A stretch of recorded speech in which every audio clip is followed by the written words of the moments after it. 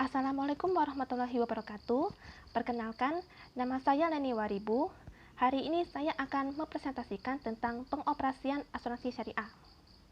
Materi yang akan saya sampaikan yaitu yang pertama, pengertian asuransi dan asuransi syariah, kedua, perbandingan asuransi syariah dan asuransi konvensional, ketiga, dana tabaruk dan pengelolaan risiko, keempat, reasuransi dan klaim asuransi syariah, yang kelima, mekanisme pengelolaan dana. Pengertian asuransi dan asuransi syariah. Kata asuransi berasal dari bahasa Belanda yaitu assurantie, yang dalam hukum Belanda disebut verzekering, yang berarti pertanggungan. Dari istilah asurantie kemudian muncul dengan istilah assureerder bagi penanggung dan geassureerde bagi tertanggung. Dalam bahasa Inggris, asuransi diistilahkan dengan insurance, penanggung diistilahkan dengan insurer, dan tertanggung diistilahkan dengan insured. Dalam bahasa Arab, asuransi syariah disebut an-admin, penanggung disebut mu'amin, sedangkan tertanggung disebut mu'aman lahu atau musta'min. At-ta'min yaitu mentakminkan sesuatu, artinya seseorang membayar atau menyerahkan uang cicilan agar ia atau ahli warisnya mendapatkan sejumlah uang sebagaimana yang telah disepakati atau untuk mendapatkan ganti rugi terhadap hartanya yang hilang. Berdasarkan definisi tersebut, dapat dipahami bahwa inti dari asuransi syariah adalah saling melindungi dan tolong-menolong atau ta'awun. Dengan demikian, dapat dikatakan bahwa asuransi syariah sangat relevan dengan ajaran atau nilai-nilai kehidupan bersama atau bermasyarakat, yakni kebersamaan. Anggota masyarakat yang satu senantiasa membantu anggota masyarakat lainnya. Hal ini menjadi semakin penting jika dikaitkan dengan ukhuwah Islamiyah atau persaudaraan sesama muslim.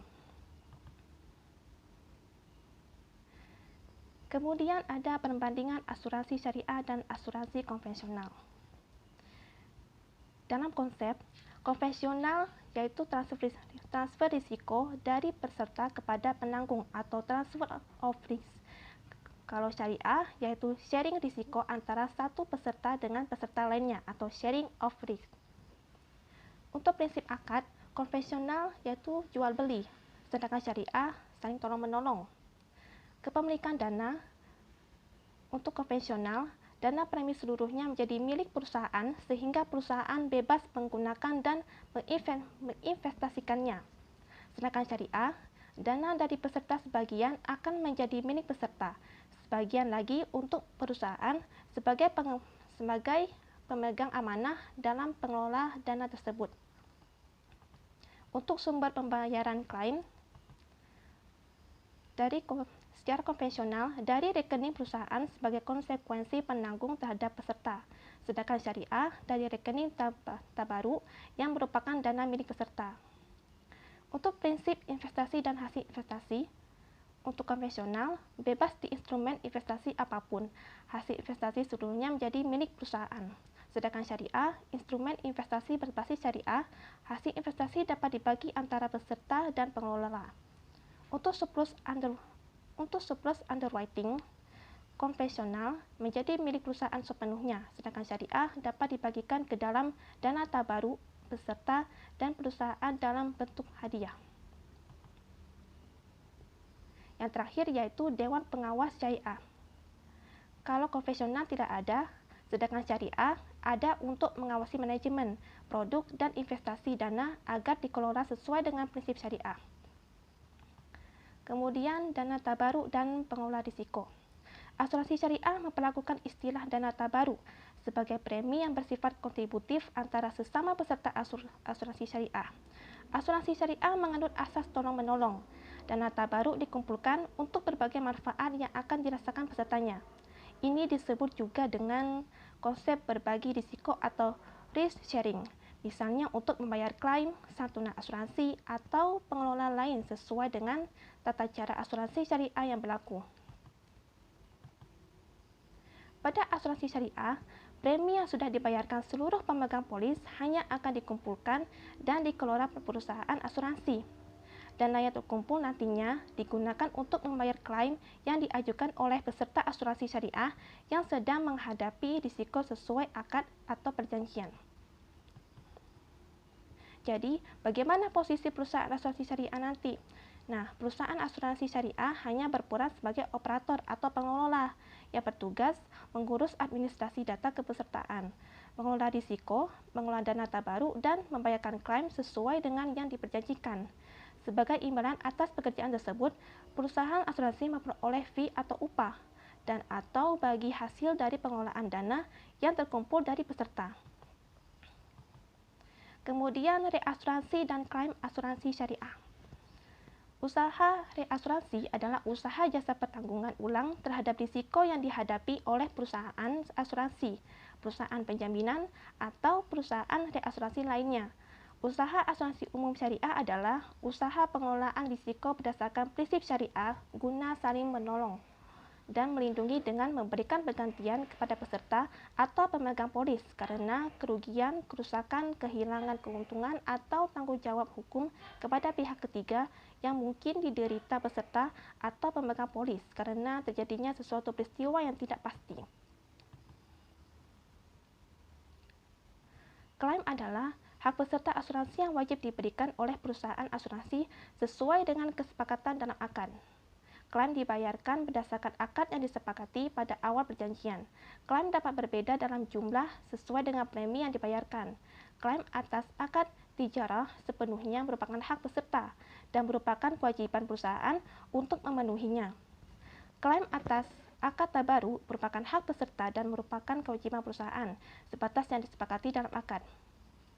Perusahaan selaku pemegang amanah wajib melakukan investasi dari dana yang terkumpul. Investasi wajib dilakukan sesuai dengan syariah. Asuransi syariah hanya dapat melakukan reasuransi kepada perusahaan reasuransi yang berlandaskan prinsip syariah. Terakhir, mekanisme pengelolaan dana. Pengelolaan dana asuransi atau premi dapat dilakukan dengan yang pertama, akad mudharabah. Pada akad ini, keuntungan perusahaan asuransi syariah diperoleh dari bagian keuntungan dana dari investasi atau sistem bagi hasil. Jadi, para peserta asuransi syariah berkedudukan sebagai pemilik modal dan perusahaan asuransi syariah berfungsi sebagai pihak yang menjalankan modal. Yang kedua, akad mudharabah musyarakah. Pada akad ini, perusahaan asuransi bertindak sebagai mudarib yang menyertakan modal atau dananya dalam investasi bersama dana para peserta. Perusahaan dan peserta berhak memperoleh bagi hasil dari keuntungan yang diperoleh dari investasi. Yang ketiga, akad wakalah bil ujrah. Pada akad ini, perusahaan berhak mendapatkan imbalan sesuai dengan kesepakatan.